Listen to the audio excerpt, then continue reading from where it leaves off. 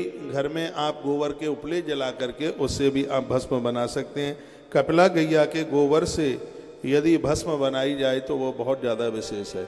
वो उपलब्ध ना होवे तो समी की लकड़ियाँ जला करके भगवान के लिए भस्म बना करके तैयार की जाए, और अस्वस्थ बरगद का पेड़ जला करके उसकी लकड़ी जला करके महादेव के लिए भस्म बनाएं।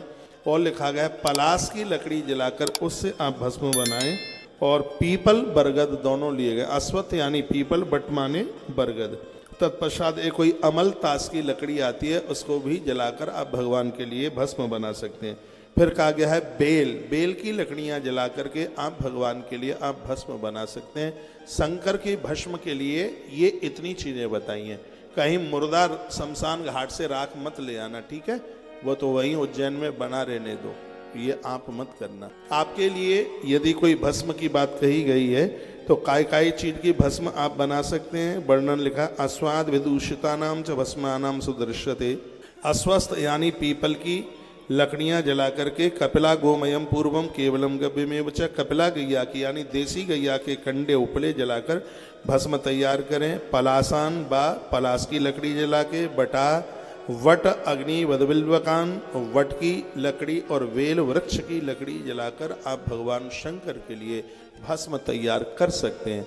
इन वृक्षों की लकड़ियां अपने स्वयं के किसी कार्य में प्रयोग में नहीं ली जाती। स्वयं के लिए ना पीपल जलाया जाता, ना बरगद जलाया जाता, ना बेल पत्र जलाया जाता, ना समी जलाई जाती स्वयं के कामों के लिए, क्योंकि ये लकड़ियां बहुत ज़्यादा पूज्य हैं। इन लकड़ियों को आप देव कार्य में ही इसको प्रयोग में आप ले सकते हैं।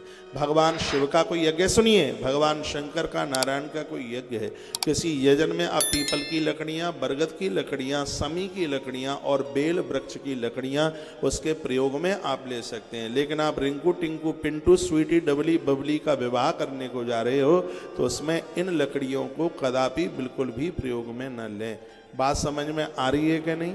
एक बार जयकारा लगाइए, बोलो बांके बिहारी लाल की जय हो, श्री हनुमान जी महाराज की जय हो। तो कपिला गोमयम पूर्वम केवलम गव्यमेव चः, कपिला गैया के गोबर से बनाए हुए उपले, उसकी बनाई गई राख को बहुत विशेष माना गया है।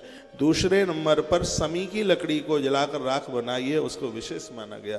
तीसरे नंबर पर पीपल की लकड़ी जला करके राख बनाई गई है, उसको विशेष माना गया।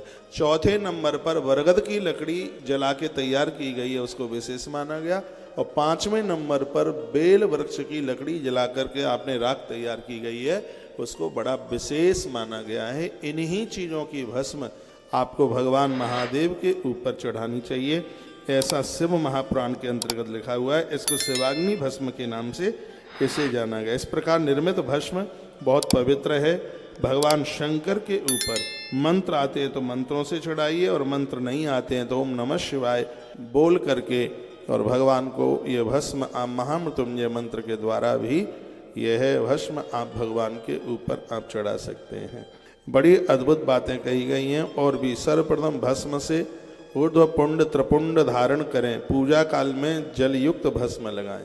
जिस समय पूजा में बैठ रहे हैं तो भस्म में थोड़ा जल मिलाएं।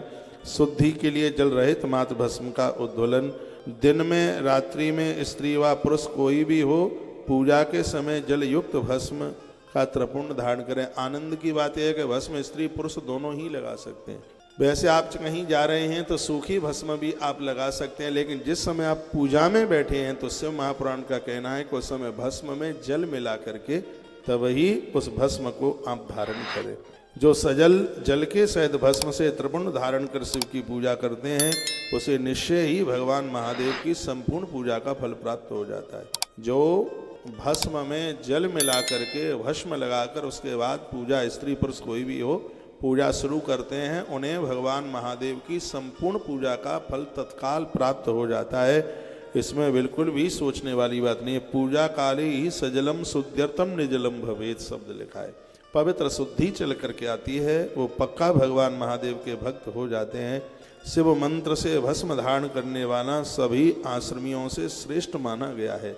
आश्रम 4 हैं, कौन कौन सा है? पहला है ब्रह्मचर्य आश्रम, दूसरा है गृहस्थ आश्रम, तीसरा है वानप्रस्थ आश्रम और चौथा है संन्यास आश्रम। वर्णन किया है कि जो जल में भस्म में जल मिला करके और जो माथे पर भस्म धारण करके स्त्री पुरुष जो पूजा करते हैं भगवान महादेव की, तो उनको सभी चारों आश्रमों में विशेष माना गया है, क्योंकि भगवान शंकर उसके हृदय में आके बैठते हैं।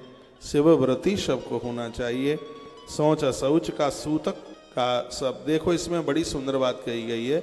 आप भस्म लगा करके भगवान की पूजा करते हैं और कहीं आपके खानदान में दूर दरार सूतक पातक लग जाता है तो आपको पूजा छोड़ने की जरूरत नहीं होती, क्योंकि नित्य यज्ञ करने वाला और भस्म माथे पर धारण करने वाला ऐसे व्यक्ति को कभी सूतक पातक का प्रभाव नहीं होता।